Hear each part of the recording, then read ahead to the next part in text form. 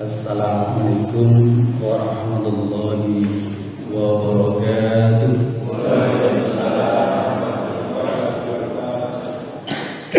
Alhamdulillah nahmaduhu wa nasta'inuhu wa nastaghfiruh wa na'udzu billahi min shururi anfusina sayyi'ati a'malina.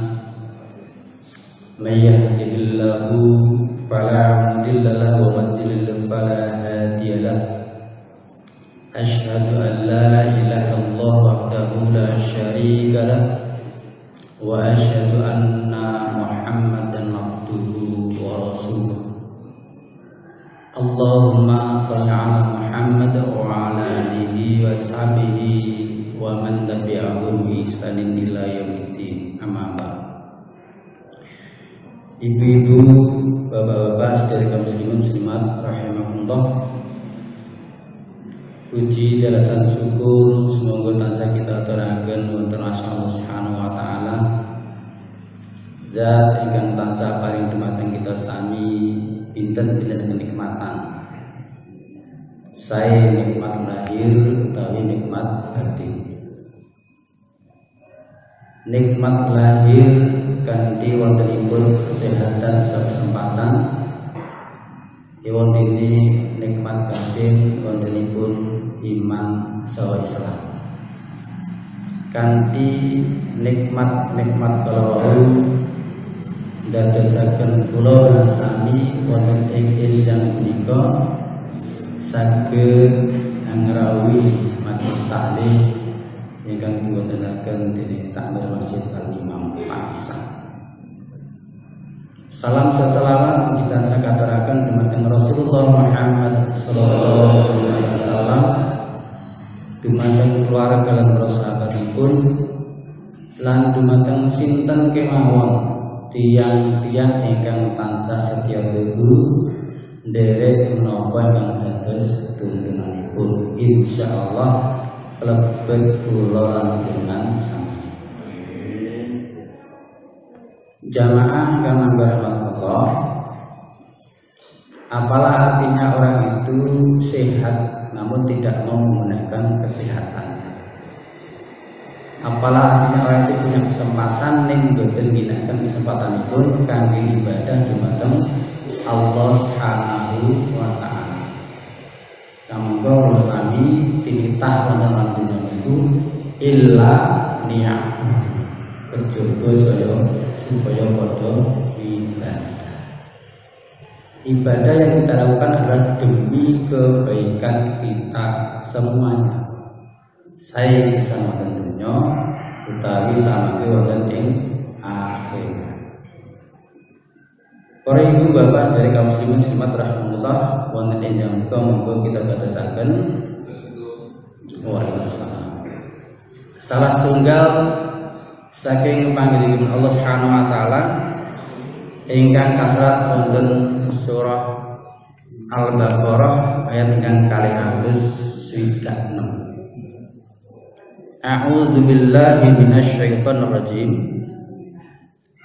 Ayawaddu ahadukum antakuna lahu jannatun min nakhilin wa a'nabin tajri min tahdiyal anhar fiha min kulli samarat walahu fa asabahu al-kibar walahu dzurriyyatun du'afa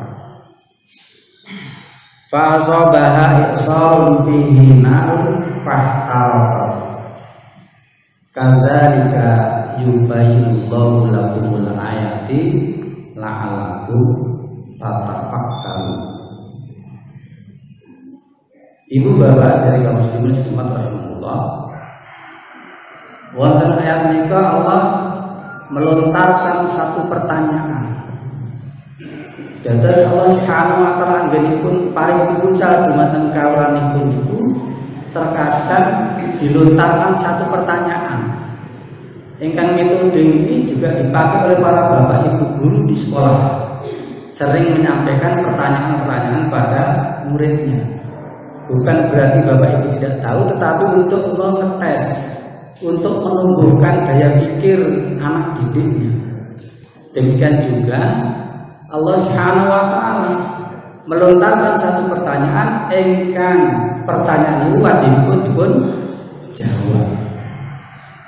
Walaupun mungkin jawaban itu benar atau mungkin salah. Tetapi Allah Subhanahu wa taala selalu memberikan jawaban atas pertanyaan yang disampaikan. Langsung dumateng ayat menika, apa yang menjadi pertanyaan Allah? Ayawatu ahadukum antakuna lahu jannatun.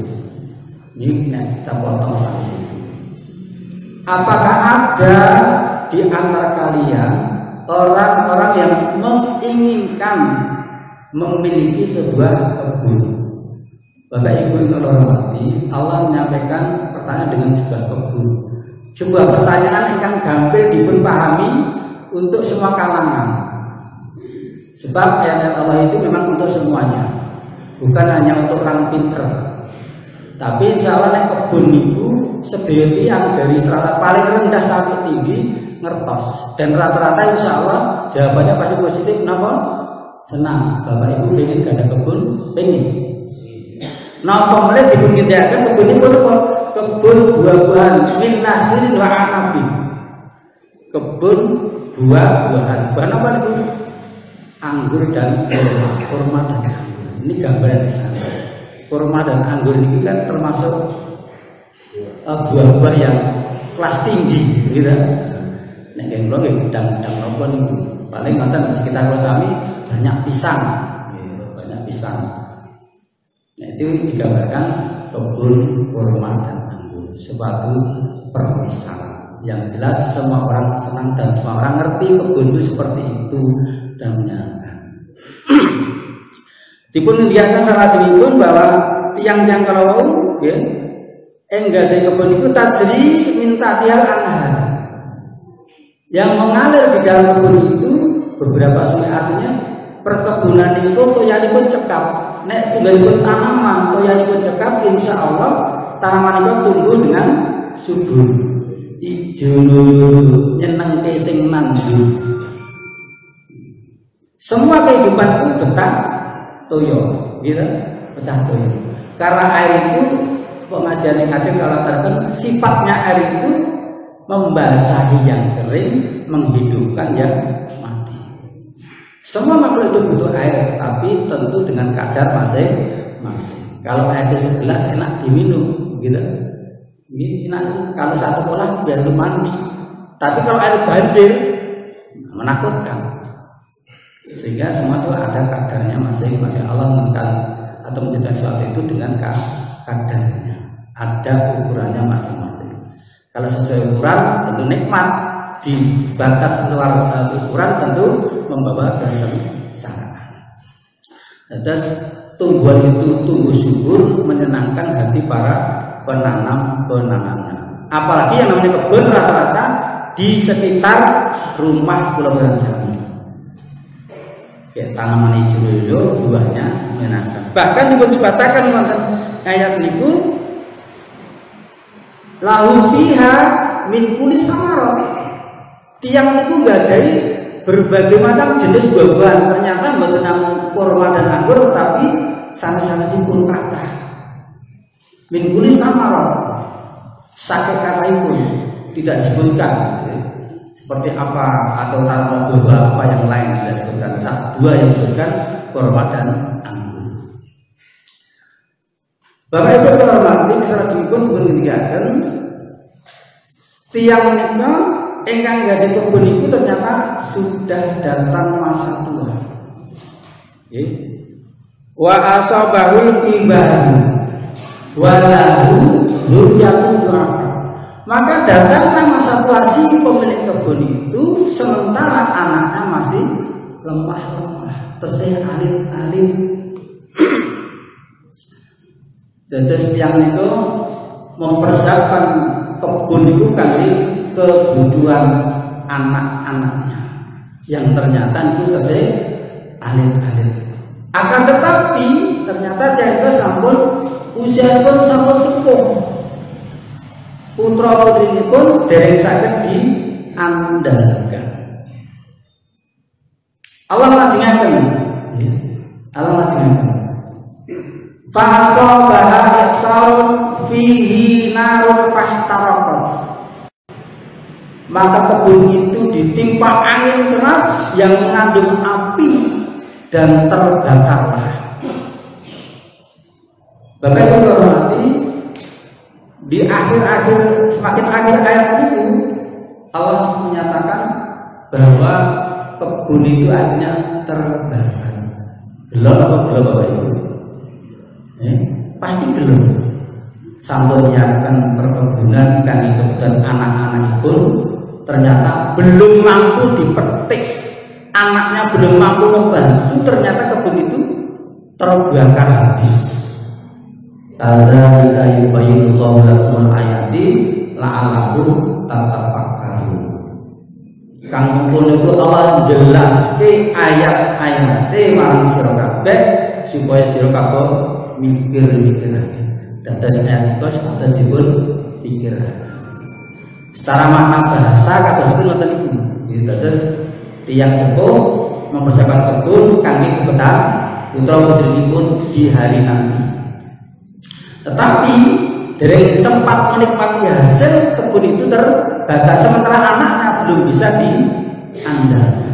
Nek niku satu-satunya usaha yang dilakukan di dunia untuk memenuhi kebutuhan keluarganya, saego gelangipun. Bapak Ibu yang hormati, jadi ketika pertanyaan itu dipotong-potong, apa napa remen ganti kebun remen, kebun buah-buahan remen, banyunya cukup remen, berbagai macam buah-buahan remen, tetapi di akhir nek kebun pokok seneng apa betul? Betul saja. Niki gambaran, dan awal itu menggambarkan yang nampak dulu. Sing gampang dibantah ayat-ayat Allah itu sebenarnya mudah dipahami. Karena ini memang diperuntukkan untuk manusia. Ini ayat yang tertolong. Ben nopo gampang dibayangkan. Ternyata Bapak Ibu juga menghormati, makna ayat ini lebih dalam lagi.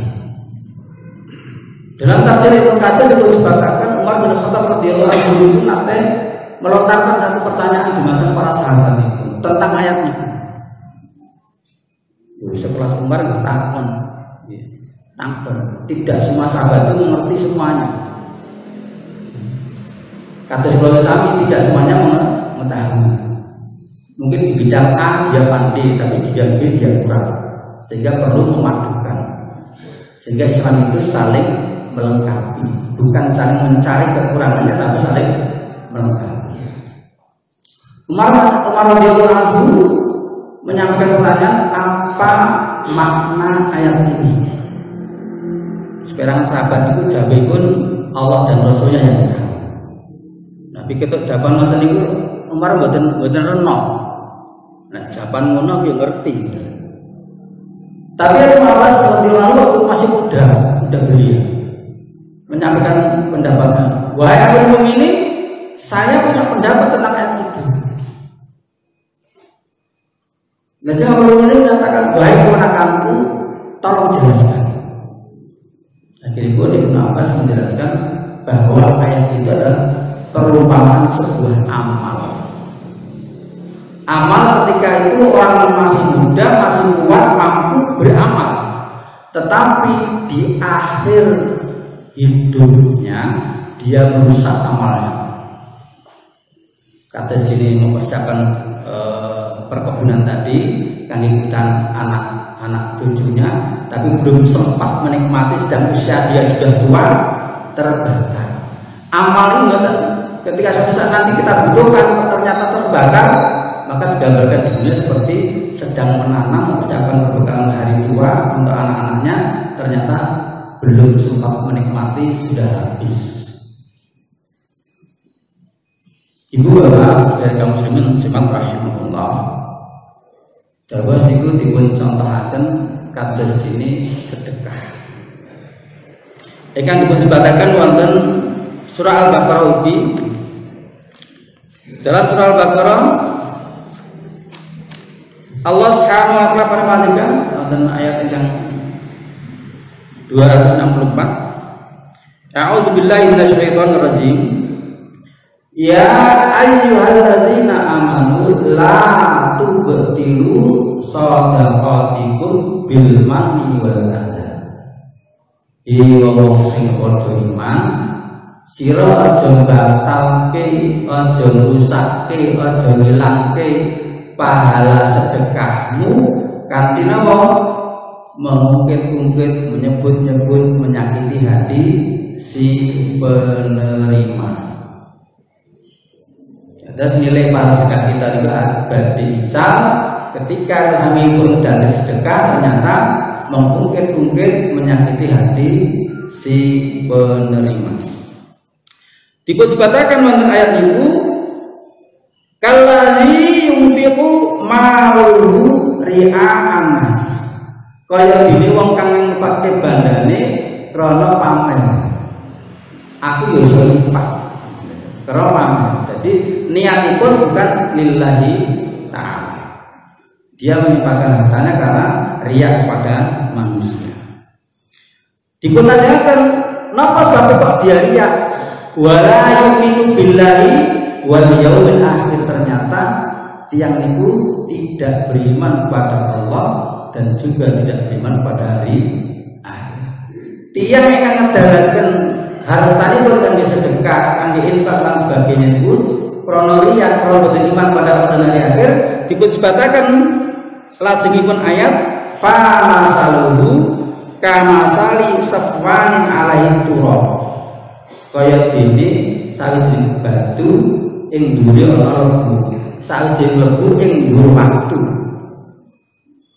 Lajeng napa dipun sebataken lajengipun fa asabahu wabilun fatarakahu salih. Nah, debu itu ditimpa angin keras, ditiup angin keras, lalu didamu ilang, napa meneh ditimpa angin keras, maka batu itu jadi bersih kembali. Layak diruna aisyai'in mimma kasabu. Wong kuwi ora oleh apa-apa. Dia tidak menguasai sesuatu pun dari apa yang telah diusahakan. Mboten pikantuk kasil, mboten wonten hasil itu. Wallahu la yahdil qaumal kafirin. Lan Allah itu mboten paring pitedah dumateng kaum ingkang kufur. Ibu bapak dari kaum muslimin Jumat rahimahullah. Dados wangsul pada kajeng niku gambaran sedherekipun amal kebaikan yang estu kita betahkan ing samangkenipun baik ketika di dunia maupun di akhirat, meskipun di akhirat ternyata amal itu tidak memberi manfaat sedikit pun. Digambarkan di dunia seperti sebuah kebun yang dipersiapkan seseorang untuk kebutuhan masa depannya, ternyata terbakar habis. Kata ini amal ini akan kita butuhkan di akhirat, karena kalau gesang tentunya itu butuh perbekalan, di akhirat juga butuh perbekalan. Dan dalam dunia itu dua bekal yang harus kita cari bersama, bekal dunia dan bekal akhir. Jamaah yang dirahmati Allah, engkang salajengipun berbicara masalah sedekah. Wonten kita berdosa ini dipun sebataken sederek-derek kita orang terdahulu sahabat-sahabat Rasulullah SAW yang fakir. Keadaan itu duit pas-pasan itu sami fakir Rasulullah. Ya Rasulullah, tiang yang sugih niku nggolong pahala. Lho piye? Maksudnya piye? Tiang sugih niku poso kados dene kula poso. Tiang sugih niku salat kados dene kula salat. Tiang sugih niku sedekah kula mboten saged. Oh itu yang dimaksud. Akhirnya Rasulullah memberikan satu wajangan. Dipun kabari, dipun berikan jawaban dengan jawaban yang sangat menggembirakan. Nah itu masalahnya, maka ajaran pada kalian. Bacalah takbir, tahmid, tasbih masing-masing 3 kali. Ba'da sholat wajib, maka itu akan mengungguli orang-orang kaya. Ternyata wonten iku dapat kita simpul menunjukkan sedekah itu tidak mesti berupa harta. Sehingga siapapun manusia pasti mampu sedekah. Perintah pun Allah itu pasti bisa dilakukan. Tidak mungkin Allah memerintahkan suatu perkara yang tidak mungkin bisa dilakukan. Contohnya ini, sedekah itu tidak punya harta. Ketika punya harta bagus dengan hartanya. Ketika punya harta bagus dengan kalimat-kalimat thayyibah. Bahkan sampai senyum seorang sahabat kepada sahabatnya itu kan sedekah. Ini senyum sendiri pun. Ternyata sedekah itu bisa dilakukan oleh siapa saja, bahkan dalam kondisi apapun. Bahkan sedekah yang terbaik itu nomor sedekah yang dilakukan oleh orang yang pas-pasan. Sedekah yang dilakukan oleh seseorang yang sehat, takut miskin, pengen kaya, ini sedekah. Karena orang sedekah, seorang ingin sugih, berbeda nilainya dengan orang yang sedekah takut miskin. Dan yang sedekah orang yang hasilnya besar berbeda dengan orang yang hasilnya pas-pasan. Sehingga yang dinilai prosentasenya bukan jumlahnya, bukan nominalnya. Bapak Ibu hormati, contoh si A punya penghasilan 10 juta satu bulan. Dia sedekah 2 juta. Dengan seseorang yang punya penghasilan 3 juta dalam sebulan, dia sedekah 1 juta. Nilainya yang besar, nilainya memang besar yang dua. Tetapi di mata Allah ini lebih tinggi secara persentase itu. Tentunya semua dilanjut dengan keikhlasan. Sehingga dikatakan ada orang yang hanya punya 2 dirham, yang 1 dirham disedekahkan. Yang satu punya 1 dirham disedekahkan 10 dirham. Ternyata menang yang 1 dirham. Bapak Ibu yang hormati, ada sekali sedekah itu disebutkan dalam satu ayat yang lain. Ketika orang itu meninggal, kemudian ingin dibalikkan tentunya itu yang dilakukan apa? Bukan sholat, bukan zakat, bukan haji, bukan umrah, aku ingin sedekah. Wa anfiqu mimma yaqnakum min qabli ayati ahadul maut fayaqul rabbi laula akhartani ila ajalin qarib fa asaddaqa wa aku minas sholihin. Jadi yang disebut itu sedekah. Ya Allah, berikan tangguh, berikan waktu agar aku sedekah. Kenapa tidak? Biar aku sholat, biar aku haji dulu ya Allah, biar aku umroh, biar aku puasa. Betul, tapi ingin sedekah. Ternyata ketika kita buka hadis Rasulullah, baik kita pakai tadi maupun kita berani sedikit, sedekah itu mampu memadamkan api neraka. Mampu memadamkan api neraka. Jamaah yang kula hormati, disebutkan wonten hadis riwayat Bukhari Muslim, man istata'a minkum ayastatira minan nar walau bisibin tamratin falyakmal. Disebutkan wonten hadis niku disebutkan barang siapa sinten kemawon tiyang yang mampu berlindung dari api neraka sekalipun hanya dengan separuh korma, secuil. Tidak mungkin Mas Ami badhe sedekah separuh korma. Tidak mungkin Mas Ami napa maringke dengan anak dhewe tidak mungkin tak secuil ya. Apalagi pada yang lain. Seandainya aku bersama mampu berlindung dari api neraka walaupun dengan secuil kurma, separuh kurma, maka lakukanlah. Artinya itu menjelaskan bahwa sedekah itu mampu memadamkan api neraka. Sehingga dalam Al-Munafiqun itu ayat yang lawas itu orang yang ketika masanya habis itu pengen dilangsungkan tentunya ingin bersedekah, pengen bersedekah. Bapak Ibu yang hormati, hadis yang lain disebutkan innas sadaqata la tudfi'u an ahlihi haral kuburi Wa inna ma yastazilu al-mu'minu yaumal qiyamah fi dhilli sadaqati. Wonten hadis hasan yang diriwayatkan Imam Tabrani jelasaken sesungguhnya sedekah itu memadamkan panasnya kubur. Ternyata yang kedua, kalau di awal tadi memadamkan api neraka, sedekah ini memadamkan panasnya kubur yang pasti insya Allah bersama ini berarti masuk alam kubur. Nah, mudah-mudahan nggak mati dimakan macan ya, macan rakonangan. Dan mati secara umum misalnya kita akan dikubur. Ternyata sedekah mampu memadamkan panasnya api kubur. Kalau ini sesungguhnya sedekah itu memadamkan panasnya kubur bagi penghuninya.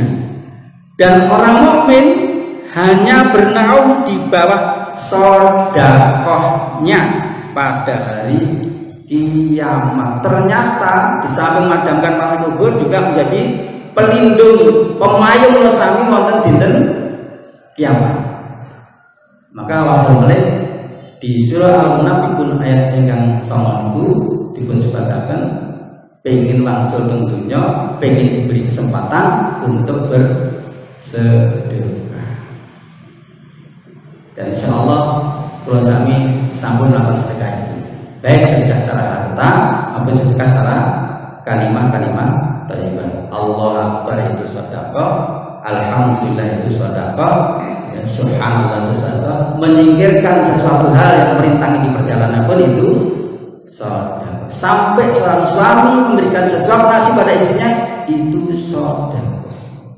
Dan dipun ajarkan oleh Islam, sedekah itu diberikan pada orang-orang yang pertama menjadi tanggungan. Ampun atas akhirnya sing cerah ora kelihatan, sing adoh kebanjiran. Enten betul dong. Sing cerah ora komanan, sing adoh malah turah.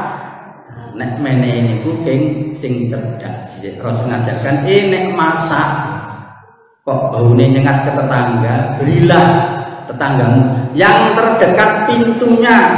Wah, aku langsung seneng kaya tak sing akeh mboten amsan. Ya. Jadi dipun paringaken dumateng yang terdekat yang menjadi tanggungannya, sehingga ibarat dakwah itu nek yang sepung diaken sak kasur, sak dapur, sak sumur baru sak sedulur ngoten kanthi ngendikane yang sepun niku. Dimulai dari keluarga, kemudian kerabat, ya, sanak saudara, kemudian baru menyebar ke yang jauh. Itu sangat sederhana, ya, sangat sederhana. Boten sak pilih-pilih ala kayak tak kira balasannya dari Allah Subhanahu wa taala. Memang kita memberi bukan untuk mendapatkan ucapan terima kasih, bukan untuk dibalas oleh sesama kita, tetapi ini adalah termasuk amal yang akan kita nikmati di hari akhir. Maka kematian itu adalah awal daripada proses-proses bagi menikmati hasil di akhirat. Para bapak ibu yang hormati, ingkang salajengipun dipun ngindiaken bahwa sedekah itu nilai pahalanya disebutkan berlipat-lipat. Nilai pahalanya berlipat-lipat. Boten wonten kula sami dados tiyang ingkang mampu memberi balasan itu sebagaimana disebut Allah Subhanahu wa taala 1 dibanding sekian ratus. Walaupun Rasul didhawuhi membalas kebaikan orang itu paling boten semisal ketika mampu. Ibarat salam itu dikatakan kalau engkau diberi salam assalamualaikum maka jangan waalaikumsalam. Lebih baik dia kan waalaikumsalam warahmatullahi. Lebih baik lagi waalaikumsalam warahmatullahi wabarakatuh. Ini mengajarkan nek balas iki sing sebagaimana Allah memberikan berlipat-lipat bahkan tak terbatas. Bapak Ibu yang hormati, wonten ayat ingkang asring kita mireng wonten Al-Baqarah nggih. Dipun sebataken masalul ladzina yunfiquna amwalahum fi sabilillahi kama sali habbatin ambatat sab'a sanabil fi kulli sumbulatin mi'atu habbah wallahu yudha'ifu liman yasha wallahu wasi'un. Allah memberikan gambaran ingkang gampil kita pahami santen. Langsung mulai Quran ini memang untuk manusia sehingga kita mampu dipahami. Walaupun yasaman Quran dzikri fahal mimmudzakir, dan sungguh telah memudahkan Quran itu untuk menjadi peringatan, untuk menjadi pelajaran. Adakah orang yang mengambil pelajaran? Jadi mudah kata Allah, mudah. Maka monggo kita bersihkan hati kita di saat kami sedang taklim seperti ini, bersihkan hatinya bukan apa-apa, tapi memang inilah satu di antara sekian perintah Allah Subhanahu wa taala melalui Rasulullah sallallahu alaihi wasallam. Talabul ilmi fardhun 'ala kulli muslimin wal muslimat. Kita mencari ilmu ini karena perintah Allah. Masuk di mata Al-Baqarah 261 itu Allah jadai perumpamaan. Segenipun yang akan menunaikan hartanya di jalan Allah, infak di jalan Allah, sedekah di jalan Allah, kata sini gambar. Katanya sebuah biji yang tumbuh kemudian tumbuh 7 tangkai, 1 tangkai 100 buah. Bahkan dilanjutkan wallahu dhaifu liman yasha, Allah melipat gandakan pada siapa yang dikehendaki. Nek dilipatkan berarti bukan sekitar 700, lebih daripada 700. Wallahu subhanahu, dan Allah itu maha luas pemberiannya dan Allah maha mengetahui. Namun yang maksud malik ampun atas nilai sedekah itu akhirnya kita hilangkan. La tubtilu shadaqatikum bil manni wal adha. Rasa diling-iling gitu, rasa sebutkan pepatah menjelaskan, ingatlah kebaikan orang lain pada kita, jangan ingat kebaikan kita kepada orang lain. Untuk apa? Untuk memberikan motivasi bahwa aku tidak tahu becik marang si A, aku tidak tahu ini si A, karena nggak diingat-ingat sehingga selalu memberi dan memberi. Kenapa? Tangan di atas lebih mulia daripada tangan di tanggung saya memberi daripada menerima. Jamaah yang kami rahmat Allah, engkang salajengipun kados pundi kula sami menyampaikan sedekah. Bolehkah sedekah secara terangan? Boleh. Bolehkah sedekah secara sembunyi? Lebih bagus. Jadi sedekah dengan terang-terangan boleh. Sedekah dengan tersembunyi boleh. Kita baca dalam surah Al-Baqarah 271. A'udzubillahi minasyaitonir rajim.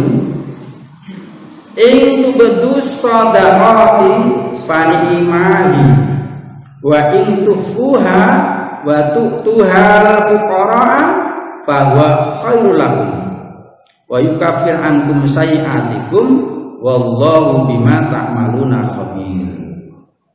Jika kamu menampakkan sedekah terang-terangan, bagus, itu baik.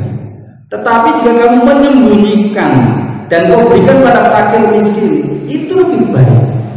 Artinya kanti sembunyi-sembunyi itu satu di antara sekian langkah untuk menghilangkan riya.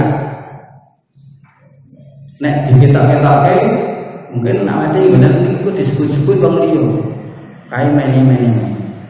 Maka lebih baik sembunyi-sembunyi. Maka ada amalan-amalan yang harus nampak dan ada amalan-amalan yang lebih baik disembunyikan. Kenapa amalan-amalan yang harus nampak? Sholat wajib, betulnya sembunyi sholat wajib itu. Bapak-bapak masjid, sholat Jumat, betulnya sembunyi-sembunyi. Aku sholat wajib Jumat itu nang rumah, betulnya. Jadi masjid harus berjamaah.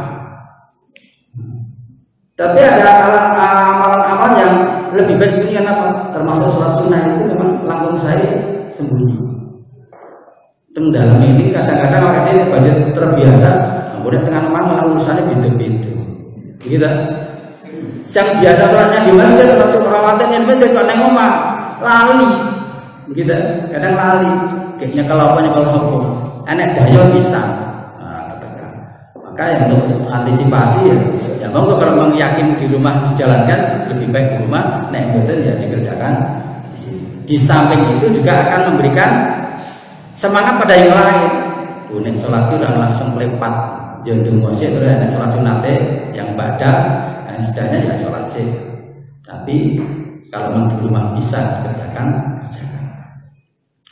Termasuk amal sedekah Bapak Ibu hormati, nanti waktu segala riwayat. Orang-orang fakir miskin itu ternyata sering mendapatkan gaduh. Orang masalah juga gaduh makan. Tetapi orang-orang itu tidak pernah tahu sinten sing betul, sing gowo sapa. Tidak ada selakunya. Suatu hari ada orang meninggal, kemudian dimandikan. Sahabat-sahabat melihat di pundaknya gosok. Maka orang berpikir mungkin si A yang memberi itu si A. Karena setelah itu ternyata boten meleh makanan-makanan di depan rumah fakir miskin. Nah, kemudian si A ini yang memberikan. Dia memberikan secara sembunyi-sembunyi. Boten sing kertas. Jomene wong liya sing dikeki ora. Bahkan Bapak Ibu duit nate ngireng segalipun kisah orang yang bersedekah tidak pandang bulu kali itu. Ketika malam dia keluar sedekah ternyata diberikan pada orang kaya. Digerendengi tangganya, maksud juga dikasih sedekah. Besok sedekah lagi diberikan pada seorang pencuri. Gerendengi mana? Pencuri kok sedekah. Yang ketiga sedekah lagi diberikan pada seorang pelacur. Oh, wajar dikasih sedekah. Maka dia berdoa dalam hatinya, semoga dengan sedekah itu yang kaya akhirnya pun merasa sedekah, yang mencuri berhenti dari kerjaan mencurinya, yang melacur berhenti dari kerjaan melacur. Bahkan Bapak Ibu ada satu kisah bagaimana orang itu menghentikan perbuatan jahat orang lain. Ini dengan cara mengeluarkan dana. Ada satu orang sebuah keluarga itu bapaknya ketika dapat gaji, dia datang ke warung penjual minuman keras, diborong keras itu. Ibunya bilang, kalau begini caranya nanti bapak dikira apa? Suka borong. Sudah, yang penting Allah tahu, orang lain tidak perlu tahu. Datang lagi ke tempat pelacuran, dikasih duit pelacuran. Akhirnya terdengar orang-orang mau suka begini, tapi dia nggak peduli. Ketika dia mati, maka tidak ada yang mengurus, Tetapi sebelum dia mati itu dia punya doa kepada Allah Subhanahu wa taala, semoga nanti jasad saya itu sing ngrawat sinten, sing umat sinten, seorang raja Nedi. Nah, kebetulan ceritakan waktu itu sang raja yang menyamar menjadi rakyat biasa berjalan-jalan, ketemu orang itu yang meninggal dunia. Kok nggak dirawat oleh tetangga, maka dirawat oleh orang raja yang menyamar menjadi masyarakat biasa. Ternyata ini jawaban doa oleh Allah SWT yang disampaikan. Kenapa saya membeli minuman itu agar tidak diminum oleh orang lain, maka dia sudah berusaha mengurangi kejahatan. Yang kedua, saya memberikan duit ini pada para pelajar agar tidak melacur di hari, paling tidak di hari itu, murah. Walaupun akhirnya akibat dunianya karena dilihat oleh mata orang-orang yang tidak tahu isi hatinya, dia ya dikucilkan. Tapi ternyata raja yang merawatnya. Istrinya belum cerita kalau dia begini, kenapa nggak dirawat karena begini. Tapi sesungguhnya bukan itu yang saya sudah dapat, tapi minuman itu dibuang di situ. Tujuannya pelacur dia yang melacur paling tidak di hari itu, dan dia berdoa semoga nanti kalau aku mati maka raja yang merawat tubuhnya. Dan ternyata itu jawab. Dan perbuatan-perbuatan yang disembunyikan. Bapak Ibu hormati, bersedekah dengan cara terang-terangan itu bagus. Apalagi kalau tujuannya untuk memberi motivasi di mata yang sanes. Nah, pemulai kondisi sekarang semua serba administrasi. Walaupun ditulis hamba Allah gitu. Mungkin hamba Allah kan mulai kan dan karpet tekong ini kemudian sampai sekarang tidak terjawab. Tukang becai ya belum mungkin ngeterketok. Tidak tanya namanya siapa. Jam dinding yang ada itu, jam digital itu datang sendiri. Dari siapa? Enggak, sama sekali enggak tahu. Ini dia menyembunyikan amalnya. Ya tentu mungkin orang itu pernah datang ke sini kemungkinan, atau mungkin ya orang sini sendiri tapi nggak ngerti. Gitu. Sampai sekarang terus sembunyi. Ada orang-orang yang menyembunyikan amal-amalnya. Terus terang-terangan itu maksudnya juga tentu bagus ketika gak ada tujuan biar yang lain tertarik. Semacam dipisahkan Masjid Jogokarya. Kalau undang yang itu tidak tertulis satu nama, tapi sederet nama ditulis. Siapa yang diundang itu ditulis, semua kena. Yang diundang kan baca, oh yang diundang aku tepat. Kalau hanya satu orang itu yang ditulis, mungkin orang nggak begitu semangat. Tapi artinya diundang, yang diundang semua ditulis, maka ketahuan yang diundang si A, si B, si A, si B. Walaupun mungkin bapak ibu pertama ya pergi ngomong si A yang diundang, nek dek teko aku yang bunyi ke alasanku opo. Padahal dia yang diundang datang. Kewajiban seorang mukmin ketika diundang mukmin yang lain, kalau memang bisa wajib datang memenuhi undangan. Tapi ya memang awal-awal harus kayak dipaksa nih. Awal ini ya dipaksa, beramal ya dipaksa, berinfak ya dipaksa. Jamaah yang dirahmati Allah, terus kanten-kanten ketipun sebataken pilih sedekah secara sembunyi-sembunyi itu yang terbaik. Yang terbaik. Dia tidak ingin dipublikasikan, tapi sampai pada tujuan. Dia tidak ingin disebut-sebut, dia tidak ingin mendapatkan balasan dari orang yang dikasih. Itu berarti begitu. Dia hanya mengharapkan balasan dari Allah Subhanahu wa Ta'ala. Dan ternyata sedekah itu Bapak Ibu sekalian mampu menghindarkan seseorang dari bala. Maka sering kita mendengar, ya, obatilah penyakitmu dengan sedekah. Obatilah penyakitmu dengan sedekah. Banyak mengeluarkan sedekah. Sedekah itu tidak mengurangi harta, tetapi sesungguhnya menumbuhkan harta. Secara matematik kelihatan matang itu kelam ya. Ampun dijin sayuta sajake 100.000. Karena ini kan 900.000. Tapi ternyata Allah memberikan ganti yang berlipat-lipat dari arah min haitsu la yahtasib, dari arah yang tidak pernah diduga-duga. Nek mboten diduga-duga saged ditebak, mboten, ternyata ada saja jalannya. Allah itu kalau sudah memberikan rezeki itu tidak ada seorang pun yang mampu menghalangi. Tetapi kalau sudah menolak, tidak ada yang mampu memberikan. Pun dia kan kehidupan dunia kita ini sudah dijamin oleh Allah Subhanahu wa Ta'ala. Maka jangan macam-macam, jangan mencari-cari yang nggak jelas. Nek pun rezeki nih, itu mesti bakal teko. Ente dialog Bapak Ibu, mungkin dengan bisa mengawas ya, gitu beredar di WA. Antara Imam Malik dengan Imam Syafi'i. Imam Syafi'i itu menelpon Imam Malik, berbicara masalah rezeki. Pendapat itu Imam Syafi'i, nek rezeki ini guru, nek mboten kerja mboten nopo. Imam Malik ora, nek pancen rezeki ini awake dhewe, awake kerja teko. Maka berpisahlah dua orang itu. Imam Syafi'i itu membuktikan pernyataannya, kerja beliau. Imam Syafi'i kerja, melu medek kurma.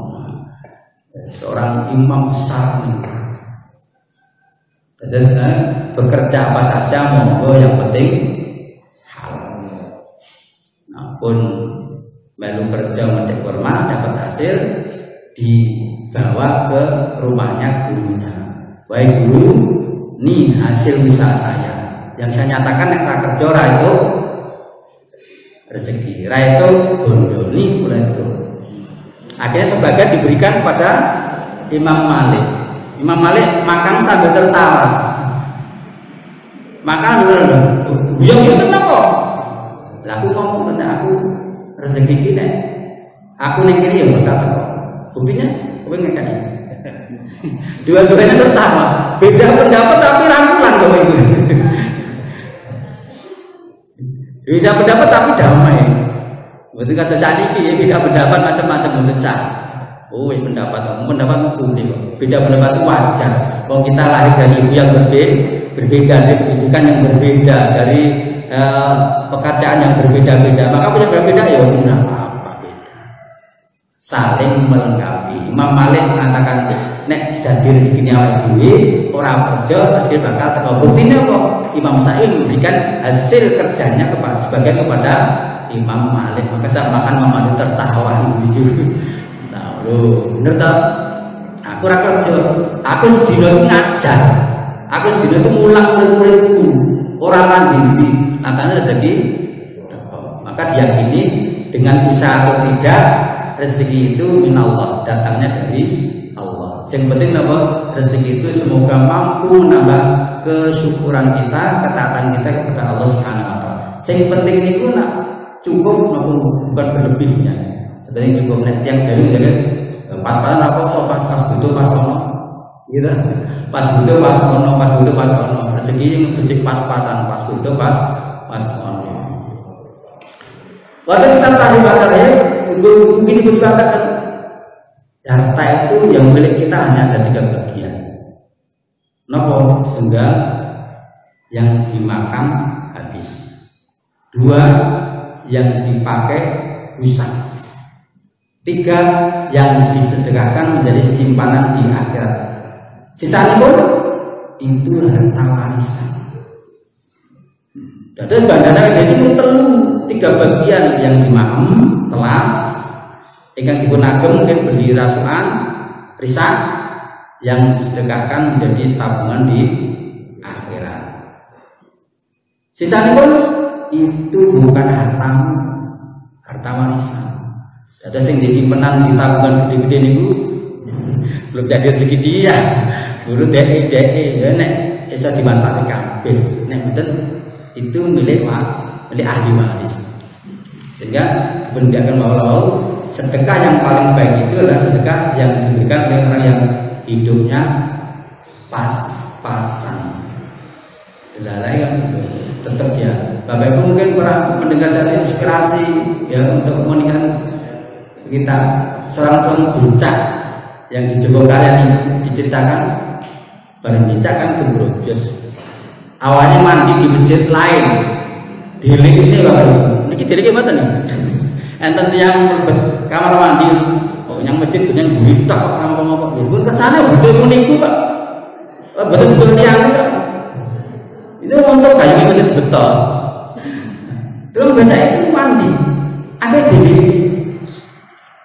Aku mendengar berita Pak di Jogokarian itu penjaganya ramah-ramah, bebas.